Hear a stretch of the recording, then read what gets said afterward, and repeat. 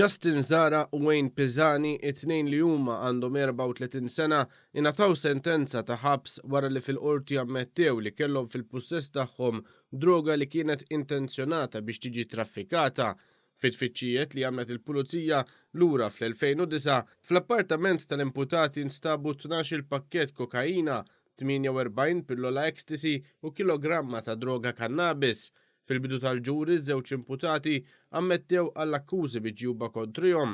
Waqt loti tas-sentenza l-imħallef Giovanni Grixti innota wkoll li huwa qed jaqta' sentenza abbażi tal-ammissjoni tal-imputati u nnota kif iż-żewġ akkużati kienu għamlu stqarrijiet li jinkriminawhom mingħajr ma kellhom għajnuna legali waqt li taw stqarrija lill-pulizija.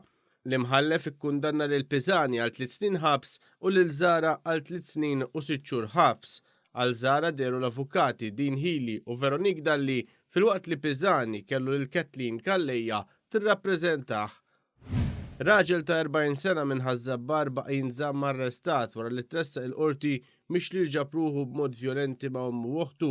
L-ispettur Eman Heyman li kien qed imexxi l-prosekuzzjoni stqar li żewġ nisa marru fil-kwartieri ġenerali tal-Pulizija biex jagħmlu rapport ta' vjolenza domestika u ma qalu l-azzjonijiet tar-raġel kienu parti minn serje ta' każijiet li inkludu swat u ħsarat fuq id-dar tommu.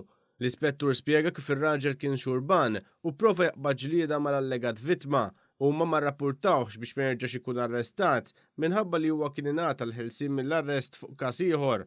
Ir-raġel kien akkużat fuq vjolenza domestika u fiżika fuq iż-żewġ nisa filwaqt li beżżaħħom u talabhom il-flus. Huwa kien mixli wkoll insulta l-allegat vittmi u weddidhom b'oġġetti jibsa li kiser il-paċi pubblika u li kiser l-ordnijiet tal-ħelsien mill-arrest. L-imputat wieġeb mhux ħati għall-akkużi miġjuba kontrih u saret talba ta' protezzjoni favur u oħt l-imputat u l-familji tagħhom. Il-qorti leqet din it-talba